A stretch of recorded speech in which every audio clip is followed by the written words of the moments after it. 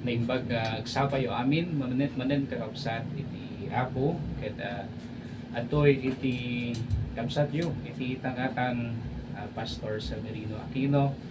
Siya kapo iti lead pastor and founder iti Christ Great Commission Fellowship na nakabase ito'y Legislative Village, Zamora, Santa Maria, Alfonso Lista, Ifugao. At maragsakanak na makadwa kayo itat nga gundaway iti sumagmamano nga minutos tapno iti kastangay ket intay adalan iti sasao ni Apo Dios. Ket sakbay tayo ngagtuloy kakabsat ket kaduandak man pay nga agkararag itat nga oras wenno ito nga kanito. Diyos mi nga nailangitan nakabalin ka o Apo ket may kami ken ka nga si papakumbabay tat nga gundaway agyaman kami iti tiyempo ngayon paay mo tapno iti kastangay ket nga adalan mi manen dagiti sasaom ket Apo nga rod mi kararag mi nga sika iti makikadwa kada kami itat agingga nga aglipas daytoy nga adal dagitoy Apo iti kararag mi tinagan ni Apo mi nga Jesus. Amen.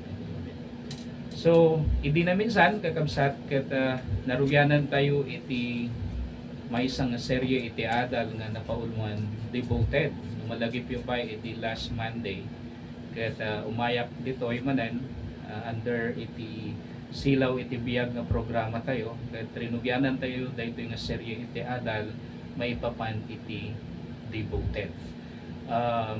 Nakita tayo matidi nga iti kahit nang nasawan iti devoted ket to persist obstinately in a task, to keep on with devotion, to continue to do something with intense effort. Nangangahulugan ito na magpumilit ng may pagmamatigas sa isang gawain, magpatuloy sa debosyon, magpatuloy sa paggawa ng isang bagay ng may matinding pagsisikap.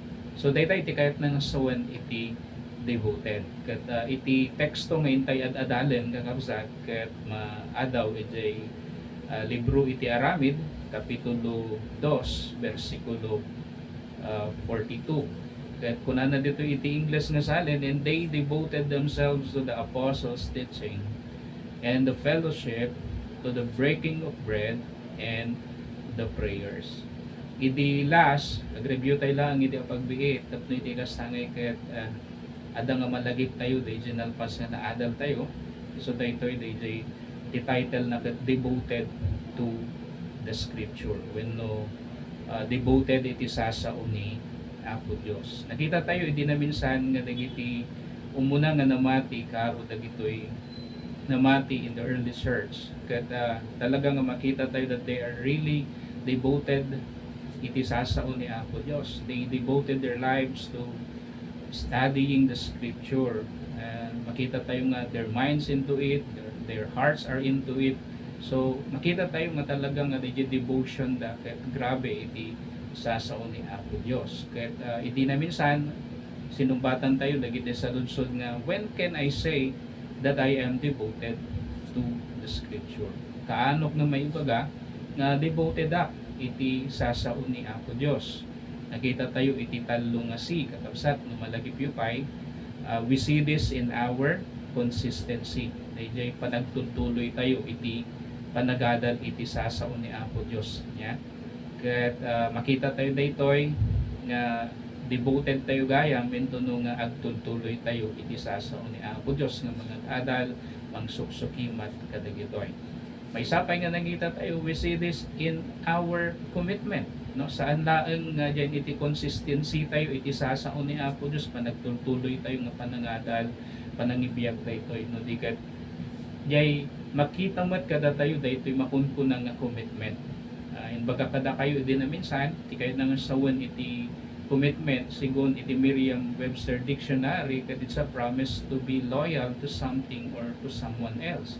So no alain tayo dayta nga kayat nga sawan iti bibiyag tayo may papan iti sao ni Apo Dios ket agbalin tayo nga napudno iti sasao na anyaman iti mapasamak niya may isa nga karida ito'y nga itaad tayo nga anyaman iti mapadasan tayo iti panagbiag ket agtuloy tayo iti sasao ni Apo Dios. May sapay nga nakita tayo din na minsan nga mangipakita niya ken mangpaneknek nga datayo ket devoted iti sasao ni Apo Dios.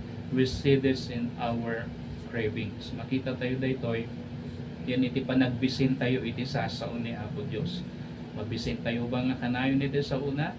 When no, saan? Nakita tayo mat iti nga awan iti panagbisin kada tayo iti sasao ni Apo Dios, mabalin adda iti sakit tayo iti na spirituan. Kay iti maysa nga tao nga iti napisikalan kahit nasalod at adda iti cravings na adda iti ganas na mangan iti taraon iti napisikalan. The same is true iti na spiritual no awan iti sakit mo spiritually ket adda iti cravings mo nya adda iti gagar mo adda iti ganas mo nga adalan iti sasao ni Apo Dios. So dayta day ginaadan tayo iti na minsan about devotedness or devoted to the scripture. Now itatamat iti adalan tayo the same text kakabsat iti Acts chapter 2 verse 42 matlaan. Kaya't kung mabasahin ulit nga kunan na dito and they devoted themselves to the apostles' teaching and the fellowship, to the breaking of bread and the prayers. So ti kayat kung mat nga intay kitain ni tata ket daytoy they devoted themselves to one another. In one word, fellowship or fellowshipping.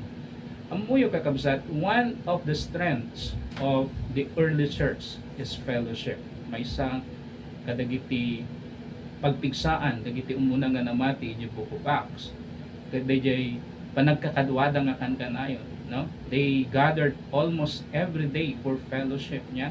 This also should become our strength as a church no mayat na ito yung nga agbalin nga pigsa tayo kas may isa nga iglesia in modelo da kada tayo actually dagiti namati di Book of Acts no kasano iti agbalin nga powerful nga simbaan no kasano iti agbalin kas simbaan nga nabilig kuna tayo then kada tayong mat nga nabati itata kada tayong da itata let's emulate this example dito ngay tuladen tayo surutan tayo daytoy nga ehemplo wenno pagwadan nga inbati dagitoy nga imununan nga namati kada tayo now iti word no fellowship actually ket nagtaod iti saritang Greek word na koinonia. The koinonia can be defined as holding something in common and is specifically used 20 times actually in the New Testament. Yeah? So koinonia describes the unity of the Spirit that comes from Christians' shared beliefs, convictions, and behaviors. So, dayta iti Greek word na iti saritang nga fellowship, koinonia. Kakapsat na niya, naibasak met kada kayon, iti kayat na nasawan. Iti sao gayam nga koinonia, kat madipinar, babaan iti panangtengel, iti maymaysa, abanag kapagpapadaan. Ken specific ko ana usap actually dayto iti 20 adaras iti baro tulag. So dayta iti ibagbaga na iti koinonia nga sarita. Now, what's in the fellowship? Anya ba iti adda iti panagkakadwa? Why is it that we need to be constant in our fellowship as a church? Apay kasapulan nga agtutuloy tayong agkakadwa kas maysa nga iglesia. Adda iti talo nga si nga kayat ko nga ibingay kata kayo. Di umuna tapno saan tayo nga agbayag ket daytoy dayjay makun ko na nga calling. It is our calling. We are called for fellowship. Naayaban tayo nga agkakadwa kakabsat na we are not created to live alone or away from the church. Saan tayo nga naparswa, saan na tayo nga inaramid ni Apo Dios nga agbiag nga agmay-maysa. Nya, we are designed to be with one another. Saan tayo nga liplipatan na ito? Nya, na disenyo tayo tapno iti kastangay ket agkakadwa tayo. There is no such thing as a Lone Ranger Christian. Yeah, awan iti may isa nga tao nga mangibaga, kayak ti agbyag oray sisyak laan karo iti no iti pagtutungtungan ket iyan ti na espirituan nga klase iti panagbiag. Actually kakabsat, kahit kung may ibaga, we need each other in our battles. Actually ket iti tunggal aldaw adda iti panakidangadang tayo, makilablaban tayo kadagiti kabusor tayo iti aglawlaw. Ti kabusor tayo ni Satanas, daytoy nga lubong ken iti bagi tayo nya. So we are in need of each other talaga. Nakasapulan tayo iti maysa ken maysa, at fighting our battles on our own is detrimental nya. Saan nga makatulong dayto no si tayo laeng nga mangsango kadagiti karit, kadagiti problema, kadagiti kapadasan iti daytoy nga lubong. We need our fellow Christians to walk alongside us. Kasapulan tayo dagiti pada tayo nga namati, nga makipagkadwa kada tayo, makipag-journey kada tayo, iti biyag tayo dito'y rabaw, iti daga. That is why we see verses that talk about being with one another.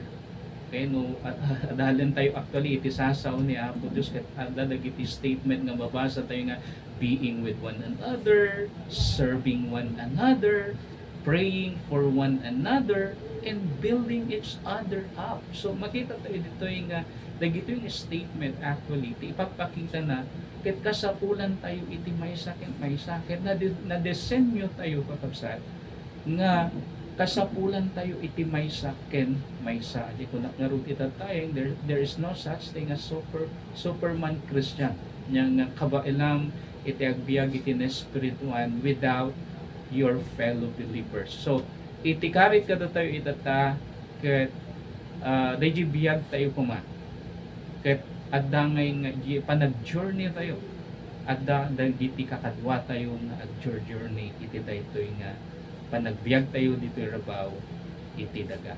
So apan tayo met iti may kadwa nga si first C, it is our calling, no? Ayab kada tayo daytoy nga kakadwa tayo makankanayon. Okay? Then second C, it is a place for confession. Yeah, nagmayad dito eh. What's in the fellowship? It is a place for confession. Yeah, dito ayan iti panagkakadwa gayam. Ay isu daytoy dayjay panagkakadwa nga babalin mo nga ikonfesar dagiti pagkakapuyam, ikonfesar dagiti nagbasulam wenno pagbasbasulam. Yeah, it is a place where we should confess our sins without being judged and condemned. Now, take notice dagiti na ibagak nga sarita kuna na nga it is a place, may isang lugar where we should confess our sins.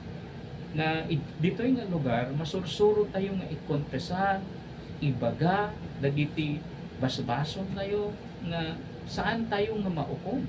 Yeah? So, I believe that the early church, katabsat, was always a place where they could safely confide their sins to one another. So, they ngay nagmayat laeng nga iti maysa nga iglesia wenno iti maysa nga fellowship ket maysa nga lugar nga safe para kadagiti amin nga adda isadjay. So dito ay makita tayo nga talaga ngay nga iti fellowship gayam, it is a place for confession.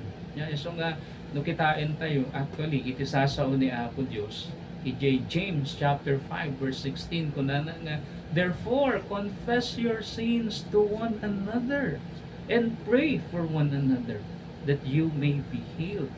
The prayer of a righteous person has great power as it is working. So makita tayo dito kakabsat nga ada dagiti sarita nga confess your sins to one another. So dyan iti fellowship laan nga mapasamak dito eh. Pangikonfesaram ngayon mo agbibiyag kang agmaymaysa. Pangibaga amay agbibiyag kang agmaymaysa. Yes, alam po natin na nandiyan ang Panginoon. We can confess our sins to the Lord. Pero dito po sa James 5:16 sinasabi po dito, confess your sins to one another. Ya, ikonfesar tayo, ipudno tayo kano iti basbasol tayo iti maysa ken maysa inang Ang maganda po dito, sabi niya, and pray for one another that you may be healed. Yan, nagpintas laang dito eh. Nga intunong nga masursuro tayo nga ikompesar. Ibaga, dagiti pagbasbasulan tayo. Kanya, dagiti pagkapuyan tayo, iti maysa ken maysa in a safe environment. Take note, in a safe environment. Ket umayto, mapadasan tayo ito kakabsat, di makunkunan nga panakaagas.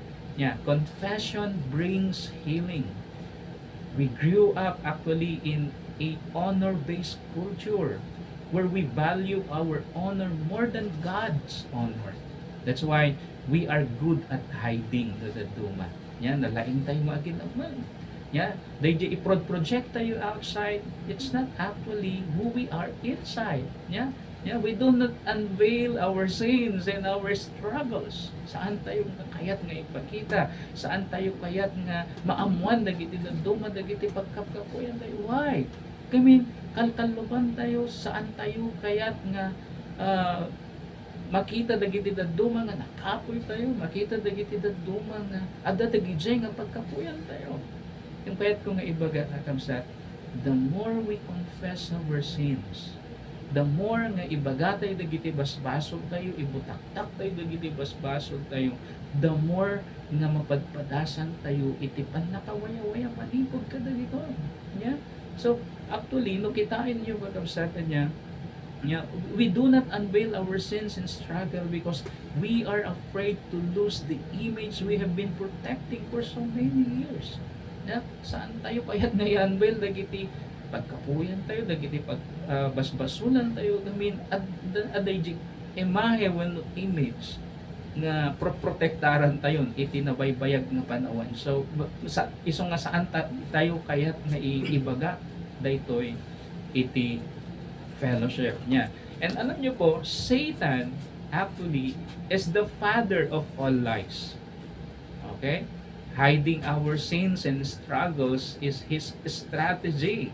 Yan, ni Satan, ni Satanas kakabsat isu iti ama, iti amin nga kinaulbod. Ket daydi panang ni lemeng tayo dagiti struggles tayo, dagiti basbasol tayo ket estratehiya actually ni Satanas. And he does this with one purpose. Ano kayong purpose ni Satan? Bakit niya ginagawa ito? Apay nga aramidan na dito, anya daydi gandat na, anya daydi panggap na to ruin us. Tapno adda nga pirchen na tayo. Adda nga rakraken na itibiyag tayo to destroy us. Yung bagabsat, the desire of God is very different. Yeah? Sabali, ititarigagay niya, because it's opposite to hiding. Yeah? It's confessing. Okay? A confession is bringing to light what is hidden in the dark. Yeah? So, digi confession kat panangibutaktak, panangibaga, dagiti banbanag nga nakadudulin iti kasipngatan. Yeah? And the more we practice confession, the more we experience freedom and healing. Wow! Nagpintas na ito yung statement. Ulita ka, the more we practice confession, the more nga aramiden tayo iti panagi-confessar, panangibaga, dagiti pagkapuyan tayo in a safe environment, the more we experience healing. The more nga mapadasan tayo iti panakaagas, the more nga mapadasan tayo iti panakawaya-waya. No? So, sa aming church, meron po kaming mga small groups, no? Every week po yan. At iti mapun ko ng small group mi, itisimbaan mi. D group or discipleship group. Kada gito yung D group, may isang adaramid din mi. Mapadasan iti tunggal grupo, they just safe environment. Nga tunggal member iti group, tunggal adda iti ibingay da karon no dagito nga ibingay da ket talagang banag kakabsat nga struggles da iti biag maysa nga covenant when no commitment iti maysa ken maysa ket dayjay nga ibagbaga tayo nga what you see what you hear when you live it here. Yeah, no nya dayjay nakita da anya dayjay nangeg da ijay nga grupo hintunong agsisina da ibati da isay. Yeah. Meaning to say, saan da nga imarites. Gamin no, daduma saan nga safe environment iti grupo saan nga safe environment ti church tanong once nga testify da may isa nga kabsat imbaga na piman da pagkapuyan na ti mapasamak no daduma ket ukumenek dagiti daduma nga member iti simbahan nya katawaan dan when no saan ket saan dan nga panpansinan when no saan kun ana ket anya datoy nga taon when no nyamat datoy nga kabsaten para bagang siya na nagkasala, siya lang yung nagkakasala sa loob ng simbahan. Para bagang di unagit na simbahan, isunan da di permi nga naman nagbasol dagiti daddo nga saan. Ganyan. Hintayan ko nga ipakita kakabsat nga tunggal may sa kada tayo. All of us, nya ada dagiti makon ko nga struggles tayo. Ada dagiti makon ko nga pagkapuyan tayo iti biya. Ket kasapulan tayo nga i-confess dito, ibaga dito gamin kas kun nakita tayo, the more we confess, the more we experience freedom and healing. So kasi iti mapaspasamak actually kadagiti small group ni the church nya we practice dagiti makon ko commitments ti tunggal maysa nga manyaman dagiti maibingay ket isu dalan ket awan iti makon ko ngay ngano da iti nangnegda nga nang-share iti pag-struggle na iti biag ket saan da nga ukuman da ito no di ket tulungan da makipagkararag da kada ito nga kabsat makipag-journey da kada ito nga kabsat tapno iti kasta da iti struggle naman ket adda nga mapagpaligyan na. Okay? So, what's in the fellowship? Gimbagate ko muna, calling tayo gamin dito. What's in the fellowship? It's a place for confession. Okay? Tisalusod ko ito, takarapsat kan gagayam, kada kaano dahil na uding nga nagkonfessar ka. Adaba dagiti banbanang iti bihag mo nga nabayag nga ilamlamban mo. Aging gana itata, nakadulin iti kasagnutan, na dayta nga nakadulin iti kasagnutan ison iti kanayon nga mangmangted ken ka iti panakaburibor gamin adatakan saan ka nga mawaywayaan. So kakabsat ken gagayam, let's practice the word confession in our fellowship. May sapay, and this is the last, what's in the fellowship? It's a place to practice compassion. Okay, ulitin, it's a place to practice compassion. One of the things that fellowship does is to teach us to become compassionate to one another. As each one learns to confess or unveil our sins to one another, we become more compassionate. In Ephesians chapter 4 verse 32 says, "Be kind and compassionate to one another, forgiving each other, just as in Christ God forgave you." Notice the words "one another." Now, we cannot learn compassion when we are alone. We do not see the situations of others when we disintegrate ourselves from the community of believers. That's why we need one another. Okay? That's why dadigi sarita dito nga one another. Kasapulan tayo iti maysa ken maysa. Nagmayat laeng dagiti mapaspasamak in iti group umi na kalalakihan iti church kang runaan na DJ grupo kanya. And kas pastor iti maysa na church or local church, kas pastor iti Christ Great Commission Fellowship, and kas pastor iti grupo dagiti kalalakihan karon dagiti ihan-handle kung leaders. I have seen how broken we are. I have seen how deep our wounds are. Nakita ko ito nga nagadu dagiti banag iti bihag may pagkapuyan, brokenness iti bihag may panakaburak iti bihag may nakita nga nagadudag iti subsukat iti bihag may, and sometimes we wept and cried a lot during our small group sessions. Ada dagiti panagsisinlangit ni gapu kadagitoy nga banbanag anya iti nga mabadpadasan iti tunggal may sa ops Mabalin kung kunay, lalaki, sa sahangit da. Ya. No duma, ada DJ ka panunutan tayo yung itipod nung lalaki ka no saan nga agsangit. Ya. Naman mo yung kahit kung ibaga, kahit kung korektaran dahil nga kapanunutan, saan nga pudno dahil tipod nung lalaki actually agsangit. Ya. Karon no, makita mo DJ how broken you are. Kasatno ka kaburak iti imatang ni Apo Dios. No kasatno ka DJ ngay nagadudag iti mapadpadasam iti biag. No kasatno ka nga kakapoy ket umay ka kini Apo Dios ket dawhatam ken kuana iti tulong ket nagmayat na. Iti panagdawat mo iti tulong no daduma umay ka iti panagsangit. Mo seeing the brokenness and the deep wounds of my small group made me become compassionate. Not just to them, but to all people, especially those people in my group. So nagpintas lang nga, the more nga makitam da di realidad di itibiyag iti maysa nga tao, the more nga makitam da di mapadpadasan na, the more nga ma-develop ken ka, da di compassionate na heart, da di compassion, da di kasi, igayan iti pusong kadagitoy nga kakabsat ken gagayam. So kakabsat, let's make a habit to attend fellowship. Yeah?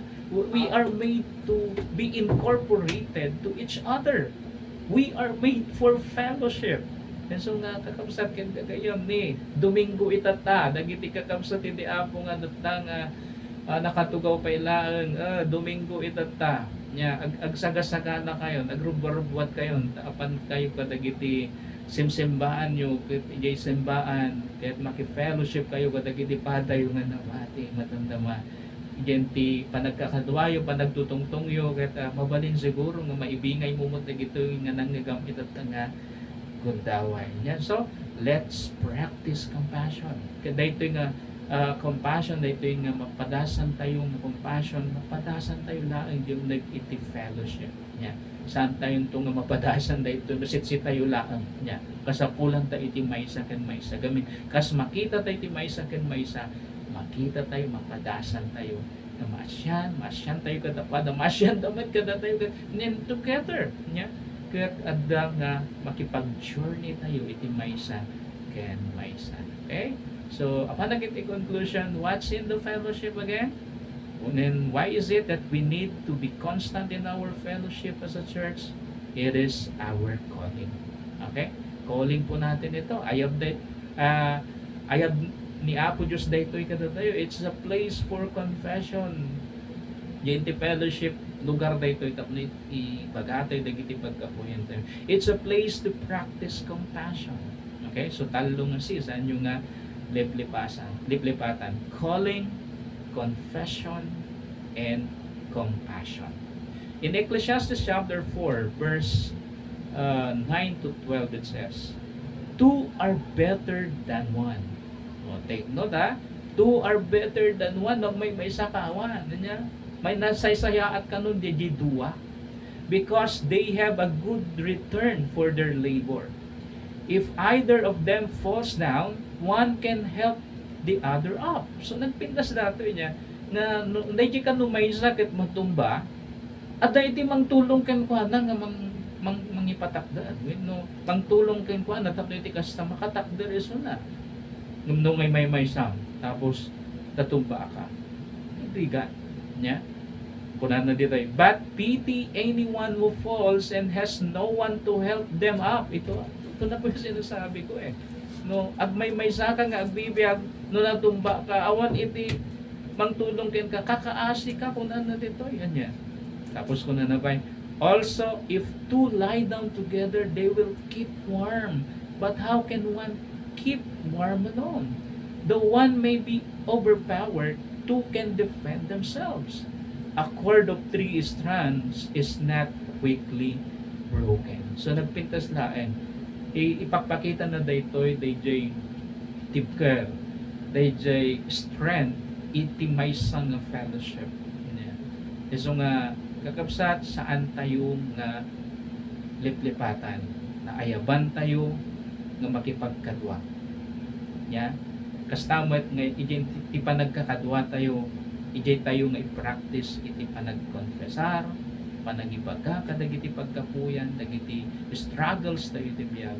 Ken iti panagkakadwa, it's a place to practice compassion. So alangaron, kita tanga aldaw ket Domingo kas kuna kita tayo ulitet nya. Apan tayo kadagiti simsimbaan tayo, apan tayo maki-fellowship, apan tayo agdaya, unya saan tayo nga liplipatan, bakan tukid di malipatan tayo ket ne, imbes nga apan tayo ag-worship itata, apan tayo agbilag iti maisan. Yeah. So, Sunday itata kakabsat, karo dagiti mangibagbaga nga Kristiyano, pasurot ni Apo Jesus, ipangpangruna tayo ni Apo Jesus itata, ipangpangruna tayo, di apan makipagdaya nga kadwa, dagiti pada tayo nga namati. Alangarod ka kabsat, daytoy iti kabsat yu iti tanhatang ni nalpasan iti 30 ka minutos kayat ko nga i-end daytoy nga programa tayo nga rod iti Silaw ti Biag under Christ Great Commission Fellowship. Agyaman iti panangkadwayo kanya kita nga gundaway ket into no maminsan tumanan nagkakadwa tayo into no bigat tumayak manan dito ita dati programa manan ulit iti oras iti 8:30 aging gana iti 9 o'clock iti agsapa tapno iti kasta maitutuloy tayo dito nga serye iti adal ket sakbay tayo nga aglipas tuwatek nga rod iti intay panagkararag manan. Agyaman kami ken kaapo Dios iti panangayab mo kada kami. Panangayab mo kami kada kami tapno iti kasta Apo ket agbalin kami nga parte iti pamilya. Ket iti panangayab mo kada kami Apo Dios kayat mo nga tultuloy kami Apo nga kakadwa. Kas kakabsat ken ka Apo Jesus. Ket iti panagkakadwa mi tulungan na kami Apo Dios nga masursuro mi nga agi kompesar wenno mangibaga mangipudno dagiti pagkapuyan dagiti struggles mi. And at the same time, Lord God, iti panagkakadwa mi, ija ito nga ma-develop kada kami, iti asi, iti puso mi, iti ayat, iti puso mi, iti maysa, ken maysa. Iti tatanga aldaw, o Apo Diyos, iti kangarot ti makikadwa kada kami, ket kasapan kami, ket iti simsimbaan mi madamdama, tapno iti kas na makipag-fellowship, kadagiti padami nga namati, sapay kadi, Apo, nasika iti maitan mo, iti bigyan mi. In the name of Jesus we pray. Amen and amen. Alangarod kakabsat, dayto iti Silaw iti Biag under Christ Great Commission Fellowship. Dayto kabsat yu iti Apo Pastor Severino Aquino.